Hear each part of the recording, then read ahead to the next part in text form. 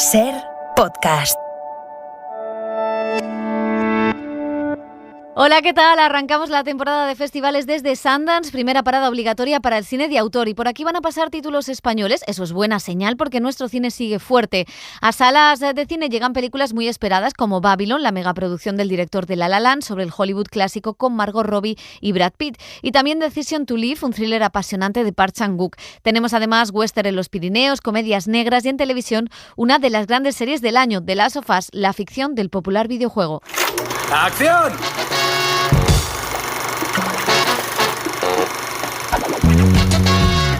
El cine en la Ser con Pepa Blanes.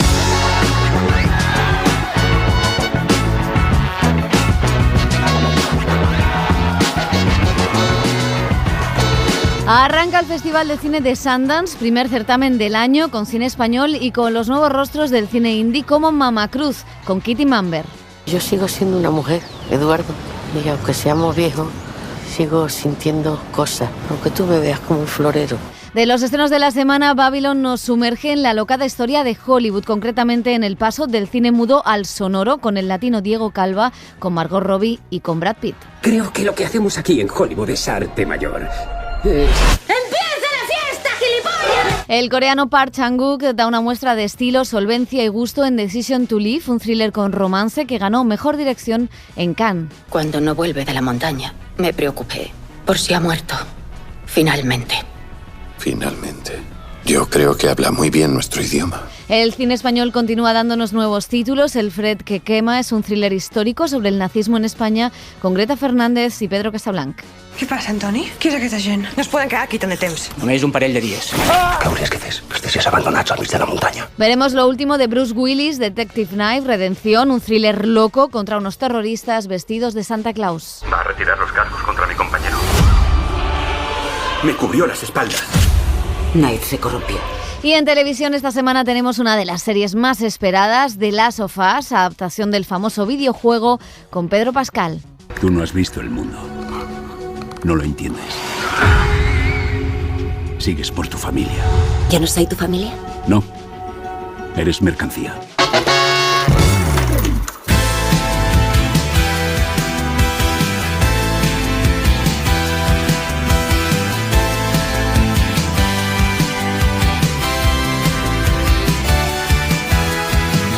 Looking through a portal, it's got eyes and a mastery of gravity.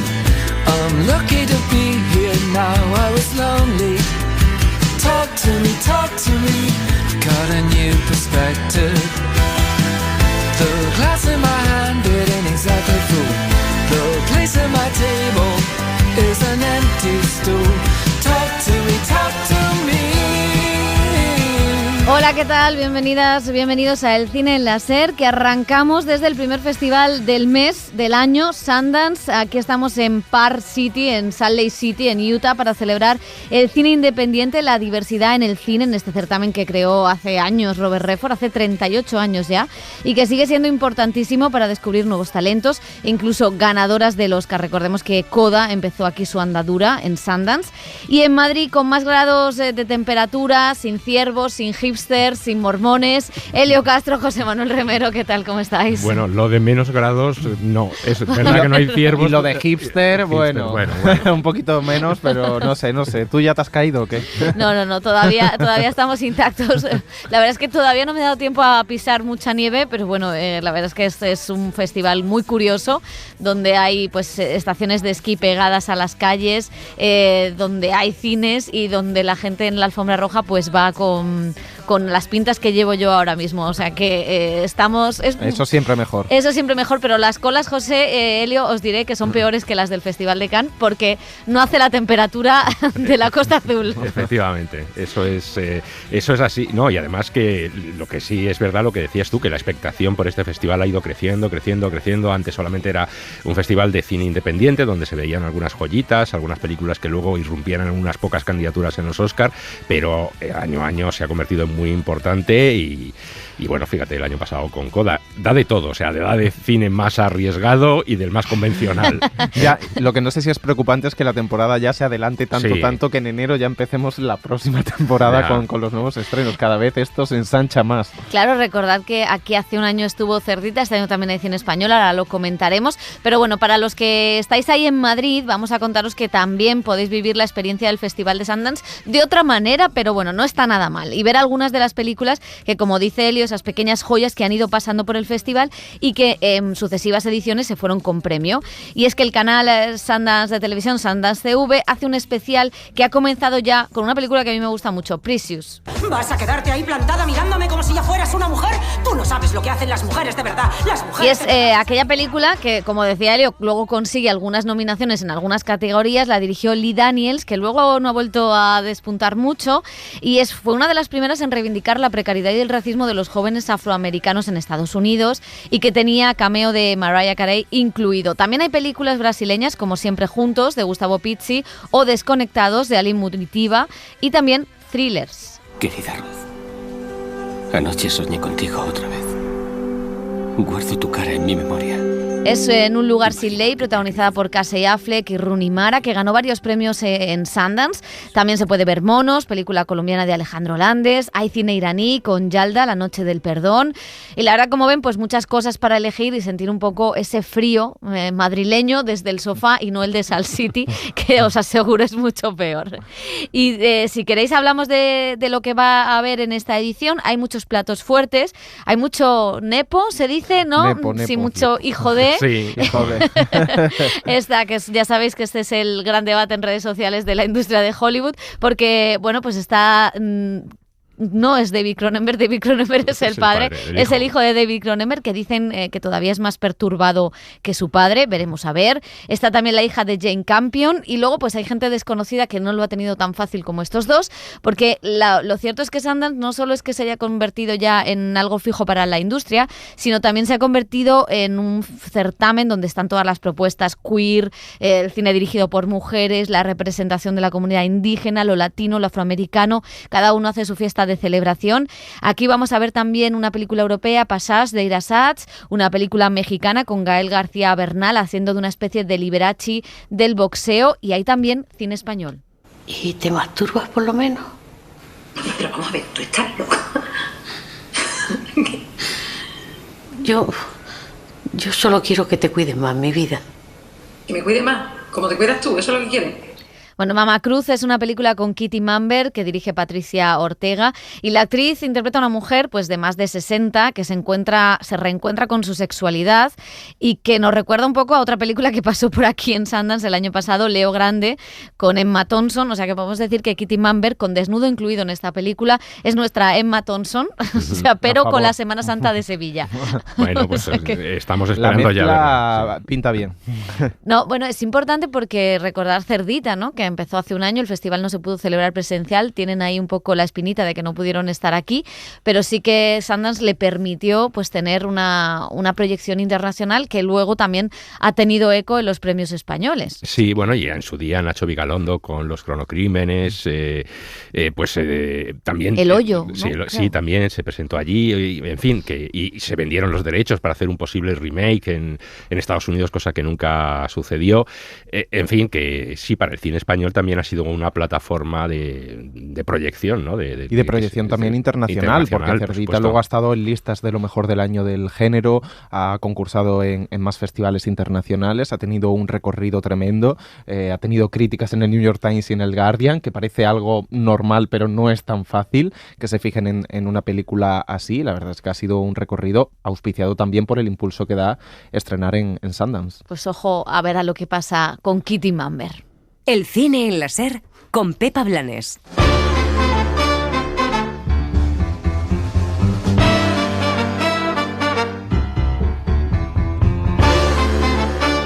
Y ahora sí, vamos con los estrenos de la semana, que tienen 2 platos fuertes. Vamos a empezar con Babylon, lo nuevo de Damien Chazelle, director de White Plus y La La Land, que vuelve a contar la historia del fracaso del sueño americano, pero a lo grande, con una locura de película de 3 horas, que cuenta el paso del cine mudo al sonoro, como si fuera una fiesta, y a través de un protagonista latino, Diego Calva, que empieza a trabajar en la industria y a ascender en un mundo donde el éxito pues ahoga a todos. Junto a él, Brad Pitt y Margot Robbie. Cuando llegué a Los Ángeles... ¡Ya me he tatuado tu cara en la espalda! ¿Sabes qué ponía en las puertas?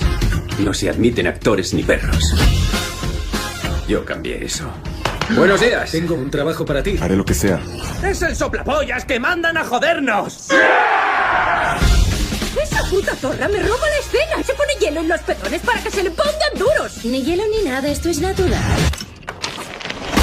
¿Qué? ¿Hacemos mi primer plano ahora? Pues vamos a empezar diciendo que ha sido el gran fracaso del año porque se ha estrellado en la taquilla, a pesar de una potente escena inicial con un elefante y algo que hace el elefante, con montañas de cocaína, con fiestas con mucho desfase. Pues a pesar de eso, no sé si por sus 3 horas de duración, no sé si porque el público está a otras, pero lo cierto es que ha hecho una taquilla horrorosa y puede eso que la desinfle para las nominaciones a los Oscars. Ya veremos qué pasa. Su director, Damien Chazelle, explicaba por qué le interesaba ahondar en esta historia. Tardé unos 12 años más o menos. Siempre he sido un fan de la historia del viejo Hollywood, pero creo que lo que realmente provocó este proyecto fue leer un par de cosas sobre esa época que me dejaron perplejo. Era gente la que trabajaba en ese Hollywood que no tenía ni idea de relaciones públicas, que consumían grandes cantidades de droga, eran imprudentes, locos.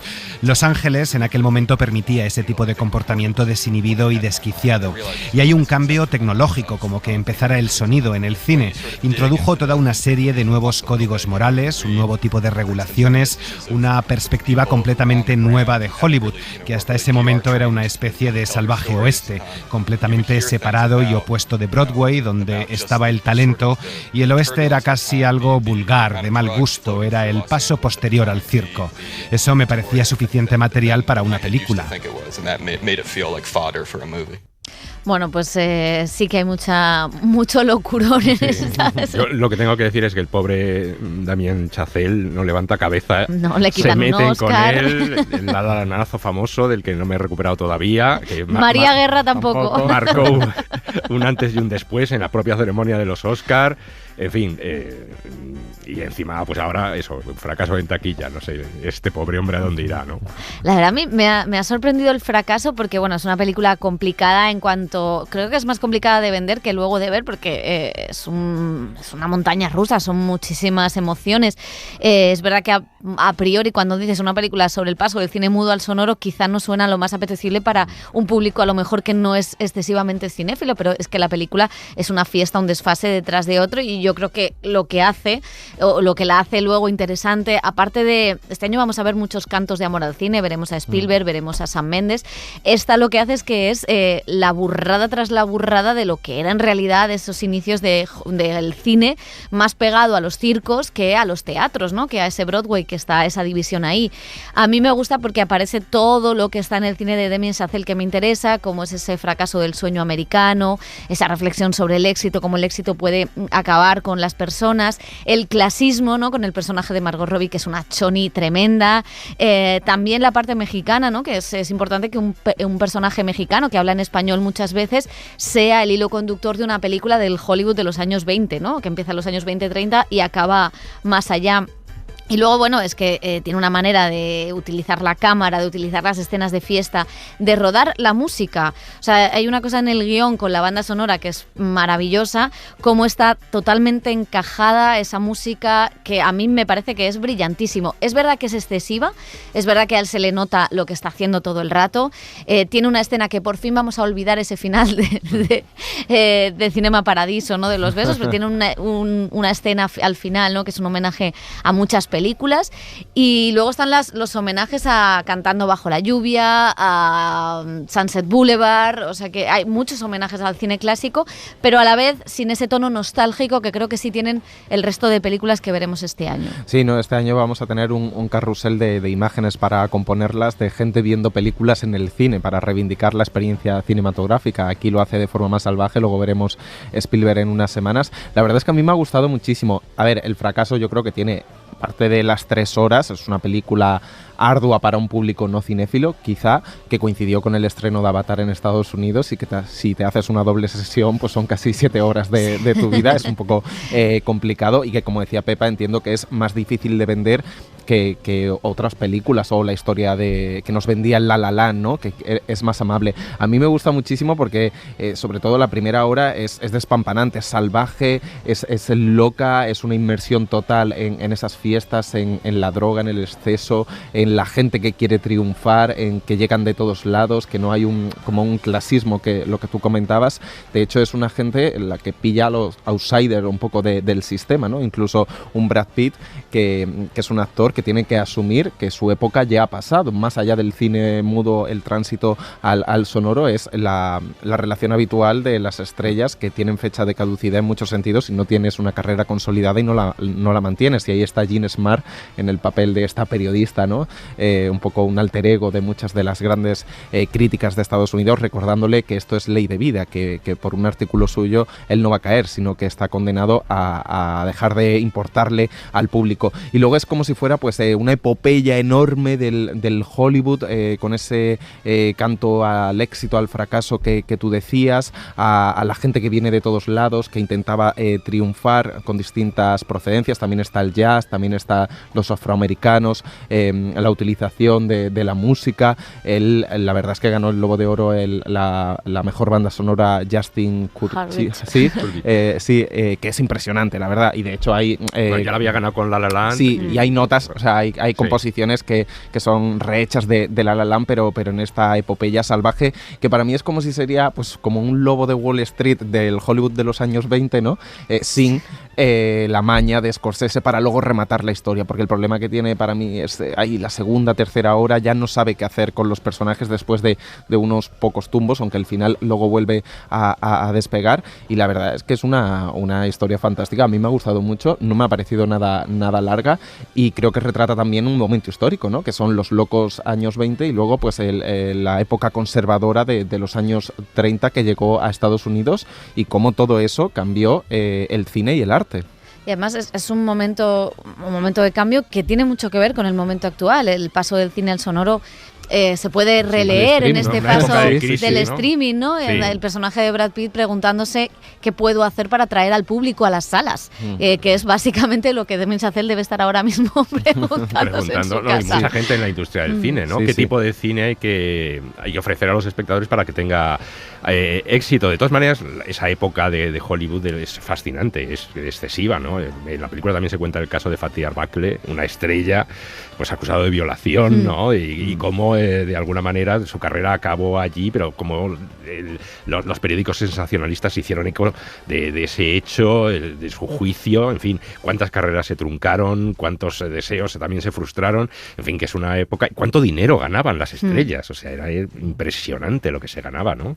O sea que sí, es una época fascinante para que sea reflejada en películas. Pues ahí está Babylon, uno de los estrenos de la semana. Y la otra película que queremos recomendar viene respaldada por el Festival de Cannes. Ganó premio a Mejor Dirección el coreano Park Chan-wook, director de películas como La Doncella, Old Boy o Stroker. Algunas de ellas también con remake americano, otras directamente rodadas en Hollywood. En Decision to Live propone un envolvente y cuidado thriller en torno a una historia de amor entre un policía y una sospechosa de asesinato. El señor Guy Do-soo estuvo durante 20 años mirando a la gente a la cara y sellando pasaportes. Impasible. No tenía amigos. ¿Cómo te casas con un hombre que...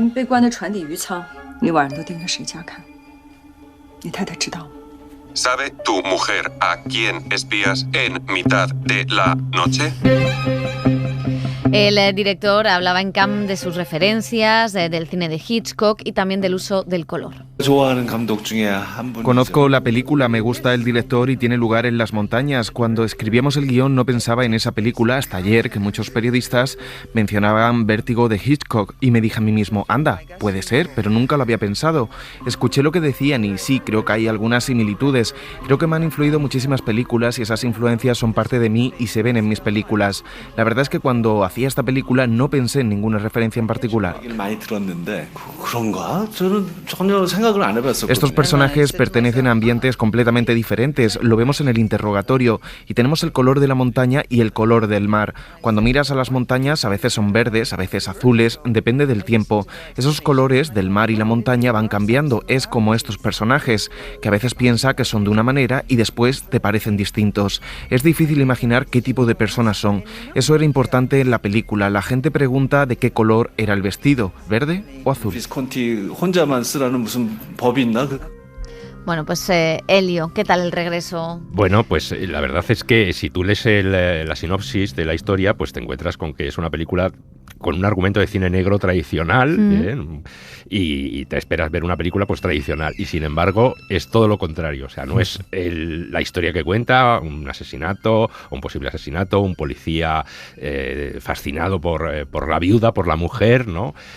Pero cómo está hecha esa película es que te deja boquiabierto y pegado en la butaca. Es decir, cómo están encadenadas las escenas, cómo te desconcierta, cómo te lleva a otro mundo. Te preguntas, pero bueno, ¿qué está pasando? No sabes muy bien lo que está pasando, lo que va a pasar, cómo rompe el paso del tiempo, ¿no? Cómo hace que mientras está narrando una cosa, el personaje aparece en la escena como si lo estuviera viendo.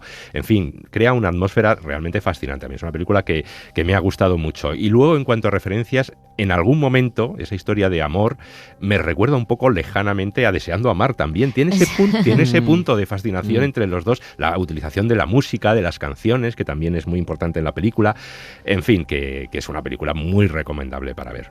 Yo estoy completamente de acuerdo. La verdad que verla en Cannes es que casi te va llevando por todos esos escenarios, como dices, va encadenando las escenas, esas cosas del mar, la montaña, el juego con el vestido, que cuando vean la película de qué color es el vestido, verán, ¿no? Porque es importante esto que decía Park Chan-wook, y luego parece que es anodina, parece que es una historia sin más, de un detective buscando, ¿no? Y sospechando de una mujer de la que a la vez se siente atraído, y sin embargo la película tiene muchos más matices, ¿no?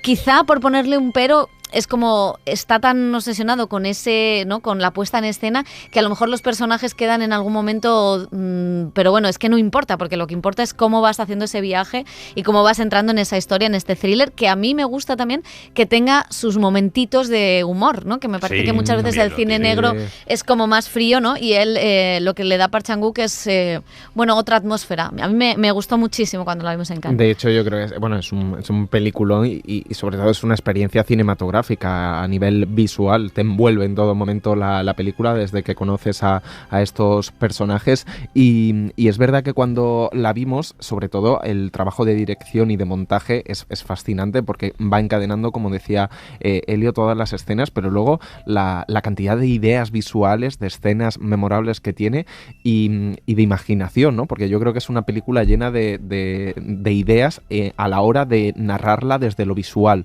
y cómo te va llevando con la música, también con los personajes y los actores que están realmente bien, a esta historia que es un noir clásico, como comentabais, pero que se sale de todos los códigos. Y a mí me gusta también mucho, ahora que citaba Park Chan-wook, que le decían las referencias a Vértigo, ¿no? También en el uso de los colores, cómo integra la tecnología y las pantallas, ¿no? Los espejos, que eso sí que estaba en el cine clásico, pero aquí integra la tecnología, el audio, el vídeo, las pantallas, los interrogatorios, las grabaciones, y cómo va componiendo toda esa historia que va creciendo.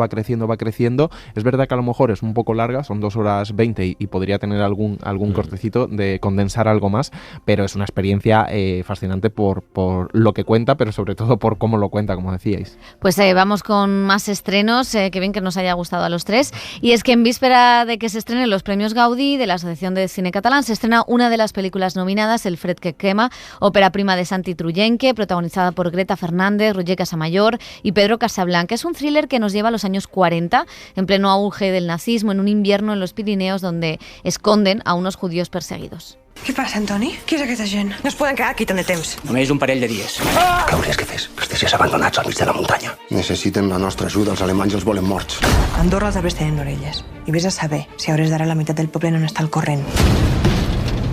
Guten Morgen! Me pareció que era una oportunidad de poder hablar o poder contar una historia sobre el bien, sobre la naturaleza del bien, del mal sobre todo, ¿no? De cómo el mal es intrínseco a nosotros, permanece, ¿no? Como dice la cita de Steinbeck al comienzo de la película, ¿no? Pues el mal puede ser vencido, pero volverá a resurgir, ¿no? Y esta es un poco la historia que nos cuenta. Y también como el odio pues representa uno de los pilares fundamentales de toda familia, y como el odio de forma inexplicable tal vez o muy visceral puede saltar de generación y se puede encarnar en las siguientes generaciones y puede prevalecer. Este odio atávico del pasado se reencarna en las nuevas generaciones que lo van renovando, ¿no? Sí, no sé si tanto la dureza, sí que el frío nos ayudó, a mí me ayudó mucho. Algunas escenas no, porque de hecho tengo una escena en la película que siempre que la veo digo, ¿cómo se nota que estoy congelada? Porque no puedo vocalizar. Claro, se te congela toda la cara, entonces vocalizar es muy difícil con el frío. Pero pasé mucho frío, eso lo pasé un poco mal. Hacía mucho frío y rodar época con frío es difícil porque los vestuarios son muy poco calentitos. Entonces los interiores yo los disfrutaba mucho. Sobre todo porque el carácter de los personajes, sobre todo lo forja el medio, ¿no? Esta naturaleza implacable, cruel, omnipresente, ¿no? Estas montañas que en realidad son como unos dioses que asisten indiferentes al drama humano, ¿no? Y los personajes están, como te decía, ¿no? Forjados en este medio por estas grandes montañas, estas grandes paredes que los aprisionan de alguna forma, y eso es inevitable en tu formación. Es decir, tú te forjas a base de frío y de piedra. Hay algo como yo creo que a veces puedo tener un rostro duro yo, que es una cosa que siento que doy de por sí. Y también tengo un rostro dulce, no lo sé, la verdad. Pero es verdad que me llaman mucho para hacer cosas duras. Debo tener algo en la mirada y en la cara que debo dar dureza.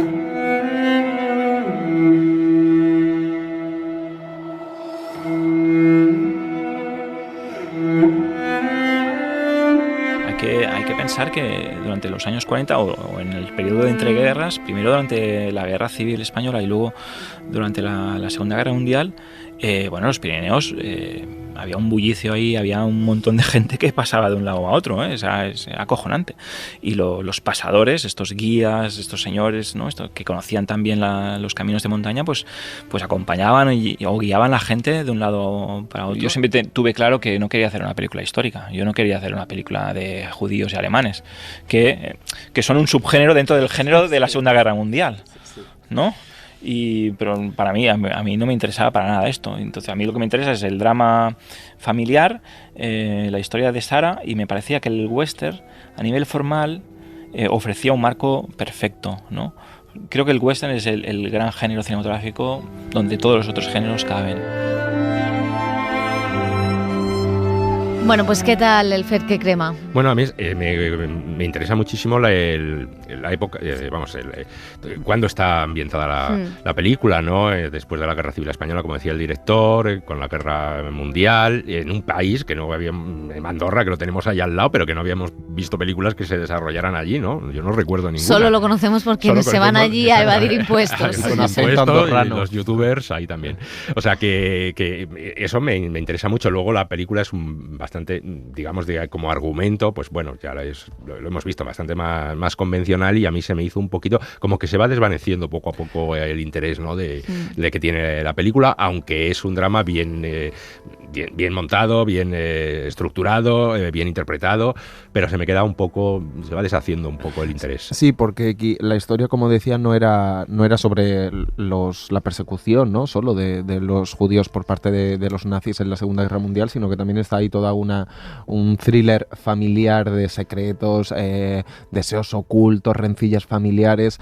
Hay cosas muy interesantes como, pues bueno, en la idea del western frío, muy frío, que proponen, cómo trabaja la idea de frontera entre el deber de socorro y la propia supervivencia, entre el bien y el mal, entre la naturaleza del odio y la misericordia que imprime a algunos personajes. Eso está bien. Yo creo que la propuesta visual es muy cinematográfica y que intenta, especialmente en los interiores, la luz, el trabajo de fotografía, la banda sonora, sí que lo convierten en algo muy envolvente, y yo creo que no llega a encajar todo y a funcionar del todo. Es una adaptación teatral porque la historia está un poco acartonada entre los dos tramas, la de la persecución de los nazis con un líder nazi un poco caricaturizado y la historia familiar, y está como muy compartimentada, como que sabes, ahora va esta trama, ahora va esta, y a mí eso es lo que me falla de la película, porque luego creo que hay ideas y un planteamiento visual que es interesante. Bueno, pues 3 recomendaciones. Vamos a seguir con más títulos que también llegan a los cines, como Detective Night, Redención, que es la primera de 3 entregas de una película de acción dirigida por Edward Drake con Bruce Willis. El actor, saben, se ha retirado por problemas neurológicos, pero aquí llegan estas 3 películas que irán apareciendo en los cines a lo largo de estas semanas y donde se convierte en un detective que busca a unos terroristas, en este caso vestidos de Santa Claus. Señor Knight, ex policía, ex militar. Ha practicado tantos arrestos como citaciones judiciales acumula. Bienvenido a la cárcel. Está también Una herencia de muerte, comedia de Dean Craig con Toni Collette y Ana Farias, 2 hermanas que intentan sacarle la herencia a su tía moribunda. ¿Pensando lo mismo que yo? Lo dudo. ¿Por qué? ¿Qué has pensado? Que vayamos a ver a la tía Hilda. ¿Para qué? ¿Para llevarle unas flores? Sí, le llevamos un buen ramo y le echamos la zarpa al dinero de la herencia. ¿Estás loca? La tía Hilda no nos incluiría en su testamento, no le caemos bien. No le cae bien nadie. Ya, pero nosotras aún menos, y odia a mamá, así que olvida tu plan. Pues la verdad es que esta sonaba mejor de lo que luego es. Bueno, una comedia de enredo con buenas interpretaciones, pero una cosa un poquito floja que no despunta. Y eso que somos fans de Toni Collette casi siempre. Pero ahí se queda. Bueno, como propuesta familiar, El asombroso Mauricio, película británica de animación sobre un gato callejero que quiere timar a un niño y que cuenta en la versión original con las voces de Hugh Laurie y Emilia Clarke. Los cuentos de hadas son todos iguales. La princesa, el héroe... Pero esta historia es algo distinta. Y terminamos con un documental musical, Jorge, una travesía de Coquemaya, dirigido por Cristina y María José Martín Barcelona. Es un repaso por la historia de este músico, fundador en los 80 de los Ronaldos. Lo sentía como él, como buscando su hueco y no queriendo dar la vara además a unos ni a otros. Creo que Coque tiene una resistencia y mucha fe. Y cerramos con un cortometraje, otro de los nominados a los Goya, con Memoria, dirigido por la actriz Nerea Barros. Una historia sobre la tierra, el mar y el cambio climático a partir de un antiguo pescador y su nieta.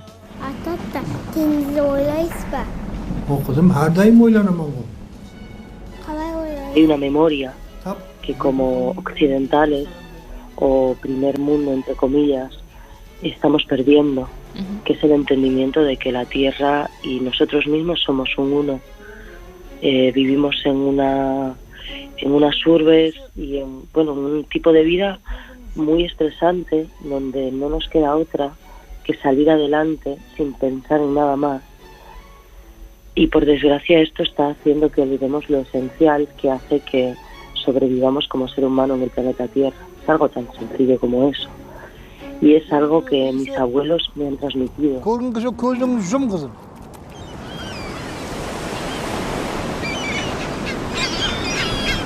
El cine en la SER con Pepa Blanes. Las series.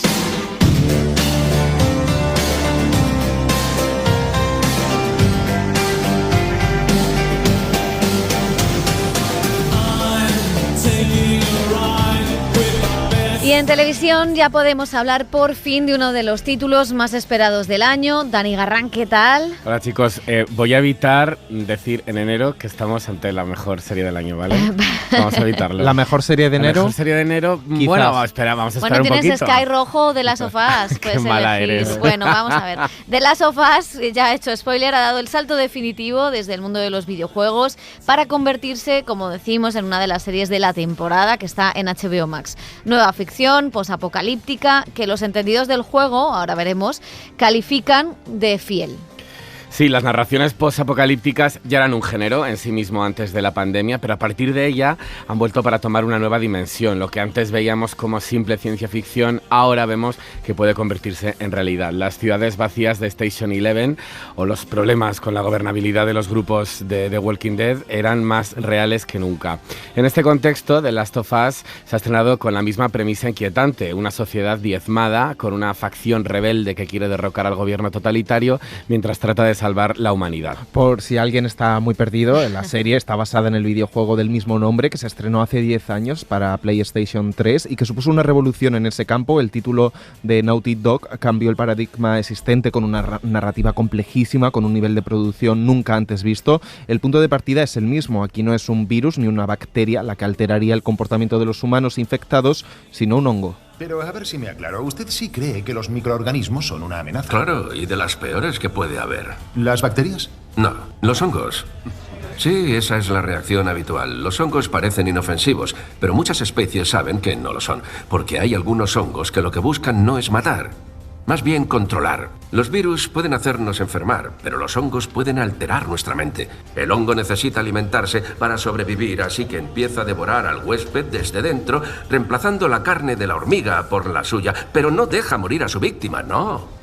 20 años después de un apocalipsis biológico causado por la mutación de un hongo, como escuchábamos, los últimos reductos de una humanidad sobreviven bajo el yugo totalitario de Fedra en zonas de cuarentena. Joel, un contrabandista, recibe el encargo de la líder de la resistencia armada de sacar de la ciudad a Ellie, una niña de 14 años que es la esperanza para salvar la humanidad. Ambos emprenden un viaje a través de unos Estados Unidos devastados para tratar de salvarse. Pedro Pascal y Bella Ramsey es la pareja protagonista, el protector y la Mesías, que tendrán que entenderse para sobrevivir.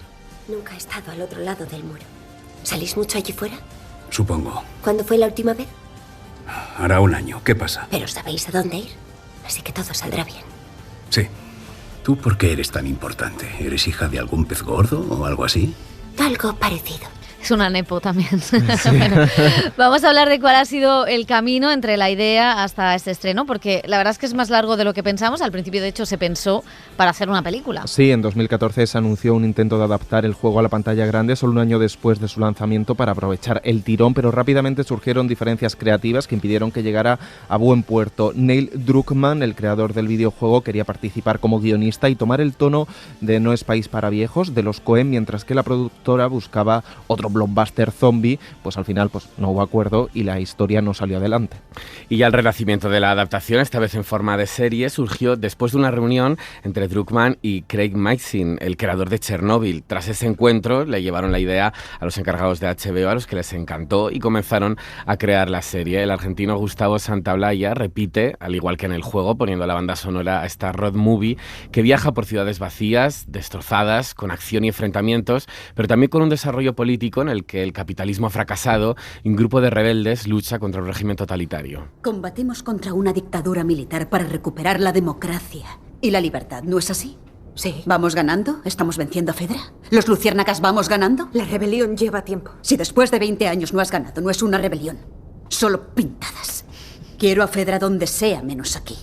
Los quiero distraídos, porque esta misma noche todos los luciérnagas de Boston se reunirán en este edificio y abandonarán la zona para siempre. Bueno, otra de las peculiaridades de la serie es que cuenta con 7 directores para 9 capítulos de esta primera temporada, con algún sustillo entre ellos, algunos muy alejados hasta ahora de las producciones de gran presupuesto, como suelen ser pues estas producciones que estrena HBO Max. Sí, ahora comentaremos que algunos se ha bajado del carro antes de tiempo. Además de Neil Druckmann y Craig Mazin, que dirigen un capítulo cada uno, se sumaron a la producción Jasmila Svanik y Ali Abasi. Jasmila Svanik es una directora bosnia que consiguió una nominación a los Oscar a Mejor mejor película internacional por Quo Vadis Aida, film ambientado en la ciudad de Srebrenica durante la Guerra de los Balcanes. Por su parte, Ali Abbasi, hablamos la semana pasada de él en el programa, es un director iraní que afincado en Dinamarca, que ha estrenado recientemente Holy Spider, una película que se inspira en el caso real de un asesino que en 2001 mató en la ciudad iraní de Mashhad a 16 prostitutas al considerarlas impuras. Bueno, pues ahora sí, el que se ha bajado del carro es un director ruso, el de Bimpol, que rodó los 2 primeros capítulos, no gustaron, le retocaron el montaje, de hecho convirtieron los 2 capítulos en uno solo, y él dijo que no firmaba, no dijo esa basura, pero me gustaría decir que dijera esa basura. Bueno, no lo sabemos, se fue un año antes de que lo hayamos visto. Con lo cual no sí. Está firmado, pero ha rodado todo, una cosa bastante extraña, pero que pasa muy habitualmente. Pepa, eso está bien pagado. Bueno, eso habrá que preguntarle a él. Bueno, vamos a ver, chicos, vamos a analizar cómo ha empezado The Last of Us. Tenemos a un invitado especial, Dani de la Fuente, ¿qué tal? Hola, ¿cómo estáis? Dani de la Fuente es compañero de la sección de Cultura, adicto al videojuego, entonces, como nosotros no hemos jugado al videojuego, bueno, yo una vez y no me acuerdo, No. Entonces vamos a analizar la afición, pero antes, como fan del videojuego, que son muy pesados, pobres, no, que no nos riñen, bueno, parece que gusta a la gente que enamoró el videojuego y que se emocionó con el videojuego, porque una de las cosas que comentaban con el videojuego es que habían llorado jugando a The Last of Us. Sí, en The Last of Us lloras, porque claro, te atrapa la historia, te atrapa el sonido y la ambientación, las escenas, la escenografía, esas ciudades devastadas que comentaba Dani, pues son míticas e incluso han inspirado en otras series posapocalípticas posteriores, como Alice in Borderland, por ejemplo, y la banda sonora de Gustavo Santaolalla, que es maravillosa. Entonces es que te atrapa mucho la historia y la sonorización. Y entonces ha gustado mucho, claro. ¿Cómo no va a gustar? Porque sí. ¿Cómo no va a gustar un batisterio romano? Porque es que mantiene toda esa esencia del videojuego. Mantiene esas esporas que vemos en el aire, la luz, el color, todos los sonidos de la madera, de las pisadas, de los armarios corriéndose. Está muy bien caracterizada también. Y sí, gusta. Y además está ese guiño que no aparece en el videojuego, con el que empieza la serie, que es esa reunión de científicos en 1968, dando una posible explicación y advertencia de lo que podría pasar. En el videojuego eso no aparece, empezamos directamente con el mundo colapsando y Joel con su hija y su hermano huyendo en un coche, ¿no? Y eso pues también ha gustado y ha impactado mucho, ¿no? El que haya una razón de lo que puede pasar. Claro, es que decíamos antes que hemos visto muchas series y películas apocalípticas. Ayer comentábamos, ¿no?, que más a Hijos de los Hombres que quizá a The Walking Dead, porque Cuarón es Cuarón. Pero sí, sin duda, también lo que marca es que es una ficción posapocalíptica que pasa después de una pandemia del COVID. O sea, es una ficción que los espectadores vamos a ver después de haber sufrido algo similar o con muchas características similares al COVID. ¿Cómo vamos a abrir el debate? Como serie, que estamos muy cansados ya de ver a zombies y mordeduras y virus, ¿qué aporta The Last of Us? Bueno, pues yo creo que lo que aporta es ese mundo posapocalíptico, ese mundo de Walking Dead, pero con un punto más allá. Yo lo veo con un punto más de esperanza, con una narrativa mucho más cuidada. Bueno, todos sabemos lo que pasó con The Walking Dead. Sus últimas temporadas eran más zombies que directamente los zombies que tenían. Yo creo que se ha cuidado muchísimo hacer esta serie. Creo que tiene narrativamente un guión mucho más formado y creo que también establece un universo mucho más complejo, con toda esa narrativa política, con todo ese totalitarismo que quieren destruir, y visualmente yo la veo también apabullante. Yo nunca he jugado al juego, pero sí que he visto en Twitter todas esas comparativas del juego y la serie, y es prácticamente calcado, ¿no? Aparte de la relación que tienen los personajes principales, ese adulto que tiene que llevar a la niña, que al principio son un poco enemigos, pero luego supongo que se van encariñando y se van cogiendo cariño. Yo creo que tiene los ingredientes muy, muy, muy bien colocados para triunfar. Sí, yo creo que para los no iniciados, como yo en el videojuego, pues tiene la presentación del piloto, tiene muchas de las claves que le pides a una serie para seguir viéndola, que ya no es poco con la cantidad de series que hay. Entre ellas, que en una serie que trata sobre un mundo apocalíptico, zombies y demás, pues hay elementos también como de misterio, ¿no?, que tú no sabes, que haya una complejidad moral o intuyes en los personajes, un trauma que conoces en los primeros minutos de del personaje de Pedro Pascal, de uno de los principales, esa inquietud que te genera también el personaje de Ellie, de Bella Ramsey, que a mí creo que está bastante bien, que tiene incluso, para ser una joven adolescente, una poquita retranca, un humor como muy particular en la relación con ellos. Luego abre todo ese universo. Me dice Dani que no puedes decir en antena. Es que iba a ser Ellen Page. Pues es que claro. Elliot Page. Ahora. Físicamente Ellen Page se parece mucho más a la protagonista del juego, que también tiene esa retranca. A mí me gusta mucho esta niña, pero es verdad que hay algunos personajes, entre ellos el de la protagonista, que no se parecen físicamente a los del juego. Pero no pasa nada. Bueno, pues podemos tener una sirenita negra y la hija del protagonista puede ser negra, como en este caso, que no es. A mí me encanta Bella Ramsey, o creo que me encaja mucho en lo que he visto y en la aventura que se inicia ahora, ¿no? Con el personaje. Luego, indudablemente, los valores de producción, el nivel de producción de HBO, del desarrollo apabullante. Entiendo que escogieran al director de Bean Paul para el primer capítulo por esa incursión inicial en algo muy mugriento, en esa ciudad en cuarentena, en esa fortaleza casi, ¿no? Con esos pisos tan sórdidos, tan poco iluminados, tan negros. Y yo estoy muy intrigado, y la verdad es que me ha gustado muchísimo el piloto. Creo que tiene los elementos de presentación de personajes, conflicto, trama, para que tú te quedes ahí. A mí me ha gustado, pero... Me ha gustado, me gusta... Con matices. Pero... No me parece un piloto brillante. O sea, no hay nada en el piloto que diga, ¡buah! Quiero decir, estamos hablando, también es una cuestión de expectativas, estamos hablando de la adaptación de un videojuego muy importante, estamos hablando de una de las grandes apuestas de HBO Max, una serie que todo el mundo quiere ver y tal, y entonces el piloto es fantástico, es un buen capítulo, me apetece ver, pero no hay nada sorprendente. Quizá, lo decía, es un hartazgo personal de las ficciones apocalípticas y no tiene nada que ver con la ficción, es que creo que sé lo que va a pasar todo el rato, ¿no? Y probablemente no lo sepa, pero como la sensación viendo el primer capítulo es que sabes que va a ser una ficción apocalíptica y ahora tienen que ir a la ciudad. Se va a parecer mucho a The Walking Dead. O sea, a mí The Walking Dead sí me gusta, me la chupé entera y sé que tiene sus altos y sus bajos, muchos más bajos que altos, pero es esa descripción del mundo posapocalíptico. Creo que el capitalismo no ha muerto, eso ahí no estoy de acuerdo contigo, nunca muere el capitalismo, y cómo se estructuran las nuevas sociedades, esas jerarquías, el fascismo, el esclavismo, la explotación, la deshumanización al final, ¿no? Y cómo los humanos son siempre el peor enemigo más allá de los zombies. Entonces, sí, claro que te imaginas lo que va a pasar, porque tampoco es muy original. El juego sí es distinto al resto de juegos de posapocalípticos y de virus que hemos visto y colapsos de sociedades. Pero al final la historia sí se va a parecer a las partes buenas de The Walking Dead, a esos inicios. Bueno, pues vamos a hablar de otra serie. Te puedes quedar, no habrás jugado al videojuego porque sí. No hay, pero has conocido la historia popular. Ángel Cristo, Bárbara Rey, son todos nombres. Bueno, como decía, vamos a cambiar de tono para hablar del último biopic de nuestra historia reciente, la mediática y convulsa relación de Ángel Cristo, el domador, y Bárbara Rey, que ha llegado a la televisión en forma de serie, Cristo y Rey, y que ya se ha estrenado en A3 Player Premium. ¿Quién será el que me quiera a mí? ¿Quién será? Pues sí, vamos a abrir un poquito la crónica rosa después de un breve... A ver qué decimos, que no acabemos en la Audiencia Nacional.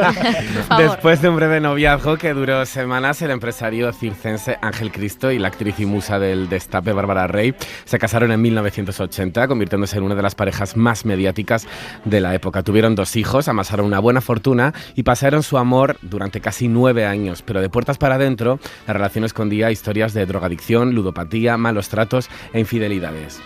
Si quieres echarme un polvo, no te den falta regalos, ni galas de circo, ni nada de nada.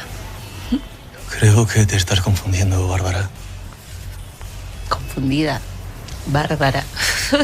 Esa relación que comenzó como un flechazo instantáneo es la que refleja esta serie creada por Daniel Écija, un repaso por la historia de España, los albores de la democracia, de la industria de la televisión y de los medios de comunicación. El proyecto inicial de la serie se centraba solo en la vida de Ángel Cristo, pero la figura de Bárbara Rey cobró peso a medida que se recogía documentación, casi 40 horas de charla con la vedette. La ficción protagonizada por Jaime Lorente y Belén Cuesta es especialmente explícita con la relación de Bárbara Rey con el entonces rey Juan Carlos. Buenas noches, Majestad. ¿Cuántas veces te he dicho que no me llames así? Bueno, esta es solo una más de la creciente lista de producciones televisivas inspiradas en nuestras estrellas más excéntricas que veremos. Ya vimos a Cristina Ortiz en Veneno. En breve llegará a España la serie sobre la vida de Miguel Bosé. En marzo veremos la del actor porno Nacho Vidal, también en A3 Player Premium, que hará un biopic sobre Camilo VI. Bueno, es que tenemos para rato, de todo. Bueno, vamos a escuchar a los protagonistas, no al rey al rey emérito, que no está, ya saben dónde está. No se ha puesto. A Jaime Lorente y a Belén Cuesta sobre cómo han preparado estos personajes tan mediáticos, los prejuicios que han superado al conocer sus circunstancias y las charlas con Bárbara Rey, que ha apoyado la serie en el preestreno, con lo cual apoya todo lo que ahí se cuenta, y esto es el titular. La primera tarde que te vi, ya de ti me enamoré. El primer capítulo escribí con el roce de tu piel. Luego comprendí que eras para mí el final que siempre yo soñé. En negro y color pinté la ilusión, serás mi libro de amor.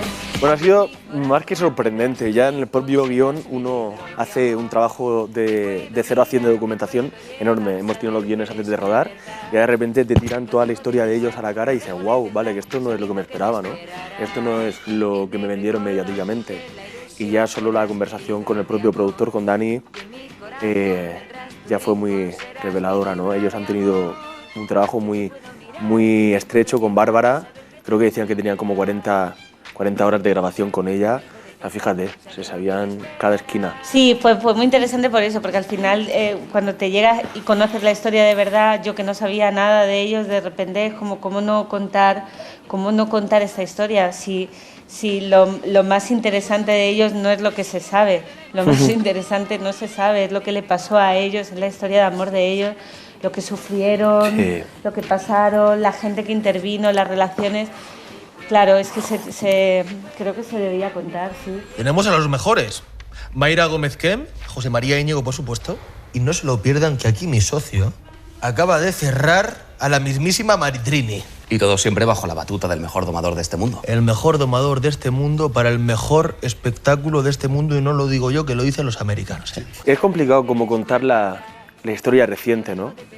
Pero al final es una historia, es historia reciente.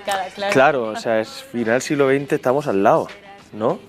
Y dices, wow, que en poco tiempo todo lo que hemos cambiado. Es súper interesante de echar un ojo a lo que estaba sucediendo, que era una nueva España que ahora mismo no puede ser más antigua, ¿no? También. O sea, es tremendo. Ángel, yo le he estado dando vueltas. Creo que deberíamos hablar con toda la compañía y decirles que cerramos, que esta es la última. No, mis cojones la última. Ángel, por favor, piénsalo un momento, ¿vale? Mira, si vendemos ahora, por lo menos le pagamos los sueldos a la gente. Y aparte tapamos un par de agujeros que no estaría mal. Narco, el circo de Ángel Cristo no va a cerrar. Que no necesitamos ni a una gala, ni a los del cacao, ni a ninguna reina del destape. La serie no le justifica. Creo que cuenta...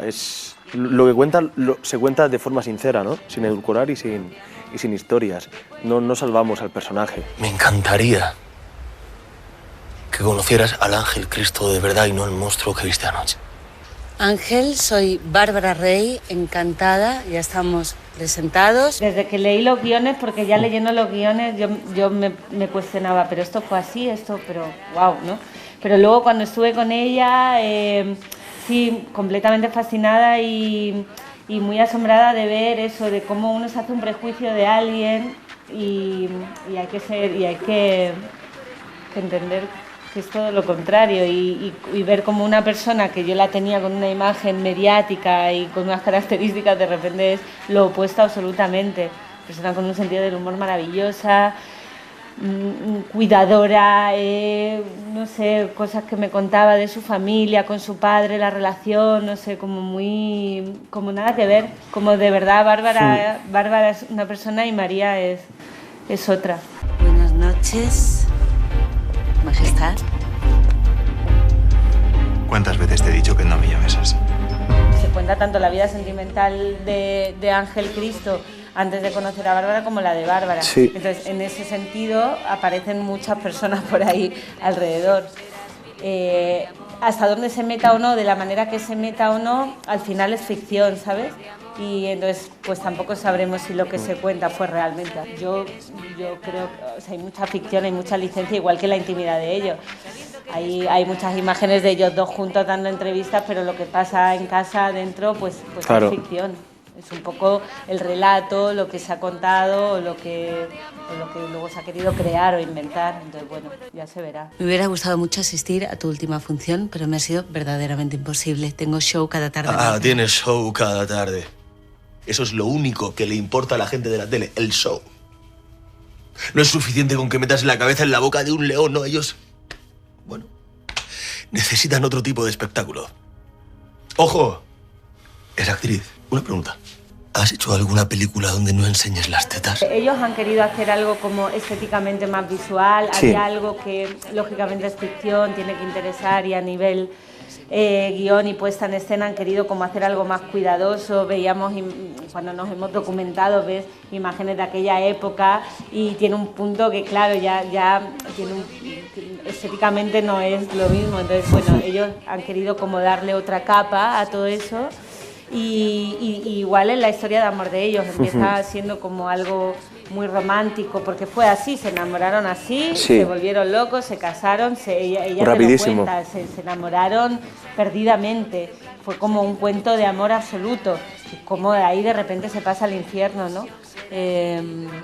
Entrar en ese tono, pero también han querido jugar como con un circo más Tim Burton de repente, sí, como...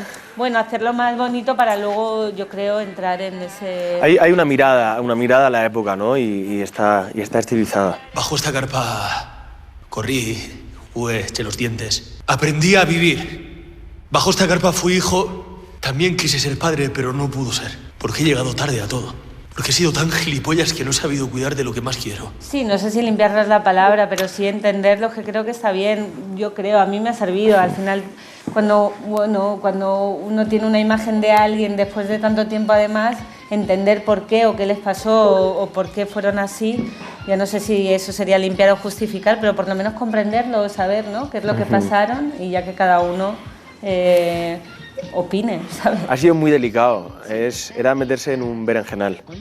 Ha sido un periplo fuerte. Sí, ha habido momentos de rodaje muy duros, de secuencias muy difíciles, pero bueno, eso es lo bueno de trabajar con alguien que ya has trabajado y que tienes confianza, ¿no? Y de cuidarse, de poner claro cada cosa en su sitio, de tratarse bien, porque... Sí, ha sido dentro de esa incomodidad y esa dificultad que tiene rodar según qué cosas, ha sido fácil. Sí. Llegan ya los artistas con sus juegos de magia, el fantástico brillo de sus capas doradas, ya la música suena, todos cantan y bailan con humor y sonrisas, nos alegran el alma.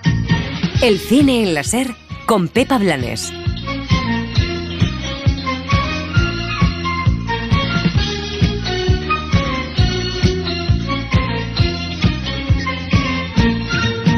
Todo es ilusión con los artistas que conocen el sol de los caminos y que en cada lugar montan su pista, porque vagar eternamente es su destino. Y de nuevo se irán mañana, pero siempre recordaremos la pintura sobre sus caras y la huella de sus sueños. Llegan ya los artistas con sus juegos de magia y el fantástico brillo de sus capas doradas. Ya la música suena, todos cantan y bailan con humor y sonrisas, nos alegran el alma.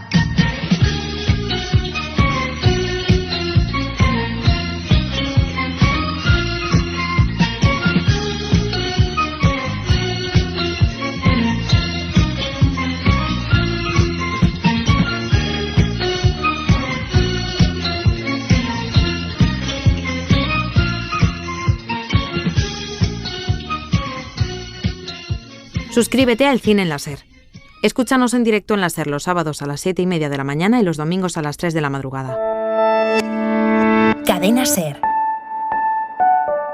La radio.